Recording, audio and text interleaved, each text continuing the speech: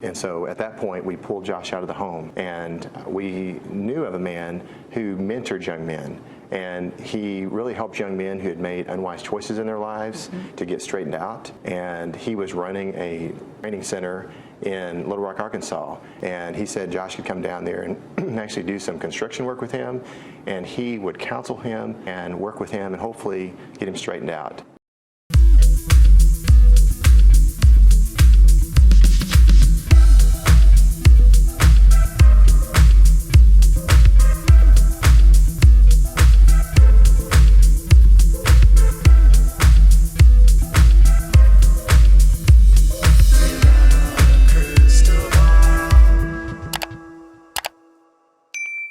Hey you guys, it's Katie from Without a Crystal Ball. Welcome back to my channel. It's Monday, January 10th. I hope you're having a really good day. I have been trying to film the same video like 14 times, but here I am. So there has been a lot of, I've been really digging into these old newsletters of the Duggar, or of the Duggars group, that the group that they're a part of, the IBLP. One of my followers or subscribers is a former member, and they archived literally all of the old newsletters. So over the weekend, I was digging through them, reading through them, and I was like, whoa, there's a nugget I didn't know about. So one thing that came up at the trial was that Hillary Spivey was at the trial, and everyone was like, what's with the stage 4 Klingon being at the trial? And I say that loosely because on like the snark pages and on the various pages, people believe that Hillary is trying to like ride the coattails or wants to be everywhere anytime anything's happening with the Duggars. Now, I don't really have necessarily an opinion on that. I just was like, couldn't figure out why specifically Hillary was there out of all the other, like of all the in-laws, she was the one that was there. Well, I found this interesting tidbit as I was digging through the archives, and I noticed that when the Institute in Basic Life Principles actually opened up the the Little Rock Training Center in the early 2000s, none other than the Spiveys were actually the people that ran the facility. So remember on Megyn Kelly when Jim Bob Duggar basically stated that he did not know anything about the facility that he sent Josh to in Little Rock? He basically just said, I don't know, there was maybe like a police station in there, and you know, it was just a facility, whatever. Well, turns out Jim Bob might have been lying. I know, shocker. But through archives, I was actually able to find the dedication ceremony for that center. And guess who was in the photo, you guys? Jim Bob Duggar. So back when they actually got this facility, I think it was like 2000, 2000 or 2001 or 2002 that this facility opens. At the day of the dedication, there is a photo from one of the newsletters that actually has Jim Bob Duggar in the photograph. And on the caption of the photograph, it says this: Jim Daly, Mayor of Little Rock, is seated next to Jim Salmons, Chairman of the Board of Directors. Next to him is ATI Father State Representative Jim Bob Duggars. And he totally spelled the name wrong. In the second row left is Rob Spivey. Yeah, that's Claire's dad. Officer Barnett, Dr. Dean Youngberg, Tom Hill, Greg Luntz, Dr. Tom Brandon, Dr. Roy Blackwood, and Mrs. Schrader. She doesn't get a name, I guess. Whose prayers, initiative, and diligence are primarily responsible for our work in Little Rock. In the background is the spacious lobby of the training center. So that photograph was taken when they did the dedication. Again, I think it was like 2001, 2002. So then as I'm sifting through the same photograph, through the same newsletter, I find another photo, and there's flap dab a photograph of Rob, Claire Spivey, who's now Claire Duggar, and Hillary, and it says, Donnie Barleft directs the international construction team, and Rob and Hillary Spivey oversee the Little Rock Training Center. We are grateful for hundreds of volunteers who made this ministry possible and for the generosity of Hobby Lobby in providing the building for us. That's right, Hobby Lobby donated this. So as I was looking through this, I was like, oh, weird. So Josh was at the Little Rock facility that Jim Bob couldn't remember anything about, which Jim Bob was actually at the dedication for when the facility was dedicated and opened. And his besties, Rob and Hillary, were the people that were running the facility when Josh was sent there. Wow, it's almost like Jim Bob doesn't tell the truth about things. Allegedly. Imagine, now you can connect some dots here, is that Josh Duggar has a long relationship with Rob and Hillary Spivey, having known them from the time he spent at the center that he was sent to after he did what he did to his sisters. So the Spiveys have known the Duggars for like almost 2 decades at this point, and obviously when they needed a wife for Justin, they clearly snagged up their daughter Claire because it's in the IBLP and they're staying in the family. Allegedly. This is the part that I think is interesting for you. A couple weeks ago, I was able to give you the logs of the phone that, the video chats that Josh Duggar was having. At the time, the only person that was actually requesting any visits with him was Anna Duggar and then some random guy that was probably a mistake. Well, the SoJo Files podcast, who by the way is amazing, totally anonymous and awesome and local to Arkansas, actually was able to get a copy of the records. Now, as she has been digging through the records and the phone logs, not only did she get digital copies from the FOIA, so she did a Freedom of Information Act, which right now they're only allowing people in Arkansas to make these requests. Anyways, she gets this and she notices that on the call logs, video chats, Michelle Duggar did request a visit with her son, I believe, like the beginning of 2022. So Michelle finally reaches out to Josh like a month or so after to have a video chat. But Josh Duggar has been calling his parents. So he has made phone calls. So the phone calls, if you remember, the phone logs are numbers that Josh can make and call, and someone has to accept, and they're collect calls. So she also received a list of places of people that Josh is calling. So he has been contacting his attorneys, Travis Story. She also was able to cross-reference numbers and determine that he has also been calling his dad, his mom, Anna Duggar. He called Jed and spoke to Jed.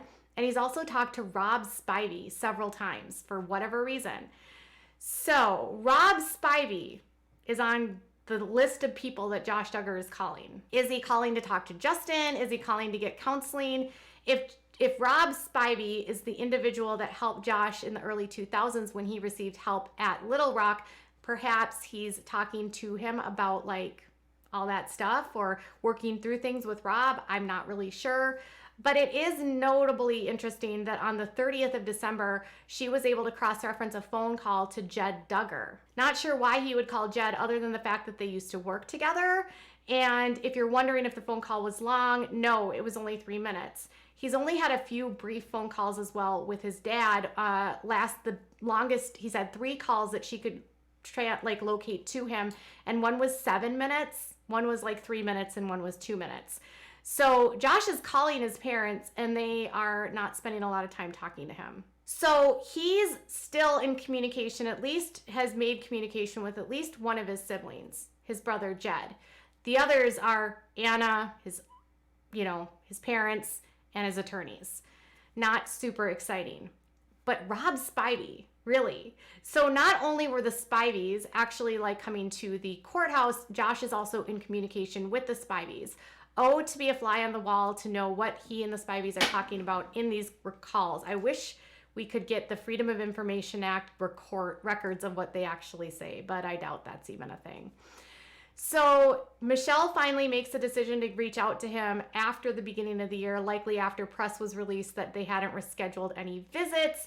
Jed and him have a conversation on the 30th, and Rob Spivey. So Josh Duggar behind bars, obviously speaking mostly to Anna, having little communication with his dad, but this brings up a whole another issue that we were able to uncover as a part of looking at these phone logs. So earlier today, the SoJo Files and I were in our DMs and we were talking about these phone records, and as we were looking at the phone records, we noticed that a lot of the phone numbers had the same, they had the same prefix, and then they were like in a sequence with phone numbers. So they would have like 1 digit off, where they would, like if it was like 001, 002, 003, 004.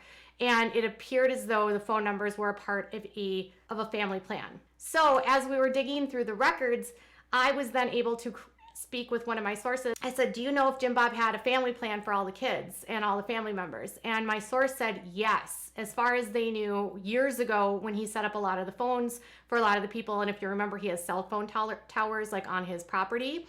He set up a family plan, a massive plan on this one specific carrier, and the phone numbers are literally all tied together. And so he put like tons of them on it, like his kids, but he also had his mom on there, his sister Deanna, and his niece Amy. So as we were looking through the records, we also noticed that the numbers that were tied to specific people could very well still be under the family plan. So we're like, why does Jim Bob have all of these people still on the family plan? Like, why would his sister and his niece still be on the family plan? Why would his adult kids still be on the family plan? Like, they're adults. Wouldn't they want to cut ties? Well, I was thinking about how back in 2020, during the coronavirus pandemic, as it first hit, there was the Duggars there was a family conference that was done online. Some of our adult children have waited to get an iPhone or something like that because they feel like it's important for them that they're not like dealing with all of that, until later down the road. And then when they do, we put the safeties on them. They ask for that, and I feel like it's not. You realize that in a moment of weakness, or where you're, at the split second when something comes up on the screen, when it isn't even connected to what you were searching for. It could be that quick that you see something that could cause you to be tempted and stumble. And at that family conference, Michelle and Jim Bob were interviewed by Jessa, and at that family conference, one of the questions came up around phones and like protecting yourself from internet stuff on the phones. And Michelle and Jim Bob like basically said that they put safeguards on their kids' phones. Several of the kids asked to have Covenant Eyes on their phones. Right, they asked to have Covenant Eyes on their phones. And she also said that they also monitor their phones because their kids like them. Their adult kids appreciate them knowing what's on their phones. Knowing that they've admitted to this, and I don't know if I can find the video, but I did a video about this, so it's out there. And other people have covered this exact same topic. This makes me wonder if Jim Bob is also monitoring the phone calls, like the numbers and like who his kids are texting and calling. And could he use that as a way to leverage against them? So if they like say, we're calling me or calling the media, he would know, right? If they were contacting a not safe person like Jill, he would know because he can pull the records. He might not be able to get the text messages, like what the messages say, but he can maybe get the records. Like if you request phone records for different phone numbers, which you can do when you have a family plan, like I have a family plan, and if I request the phone records as the main holder, it will send me all of them under the plan. So if he looks through these, which would be a lot of work, but if Jim Bob is anything, he is kind of nosy and controlling. He could know who his kids are talking to, which takes the control factor to a whole nother level. So you've got all your kids on a shared plan, which isn't abnormal, you guys. It's a little weird to do it with your parents when you're an adult, but again, not abnormal with the closeness of this family. But then knowing that he's got other people in the family on the phone lines too, like, wouldn't your sister and your niece not want to be on the lines with you? Like, I would want to cut ties with them if that's the case. I don't know if they're still on there. All I know is the numbers are very similar. So as we're digging through all of this information and we were able to confirm all of these details, it kind of takes Jim Bob's ability to kind of control and disseminate information to a whole nother level.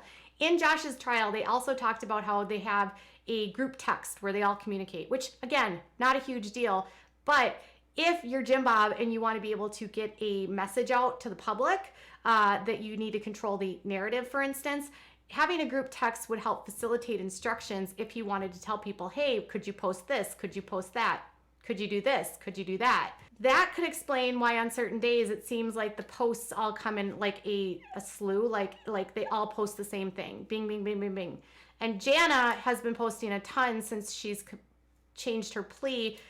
One side said that she wanted to have a private life, and lately has been posting a lot, and she's been talking about having bitterness, all of that stuff, which we'll talk in another video. But is it creepy to you to know that he has everyone on the shared plan and that he admits that he monitors his kids' activities on their phones, even as adult children who he claims his kids like that? Is that weird to you, or is that just another day in the Duggars? And what are your thoughts about Josh contacting his brother Jed? Is that weird to you? And what is this link with Rob Spivey? Like, if you could be a fly on the wall, what do you think Josh is talking to Spivey about? Tell me in the comments below. Bye, guys.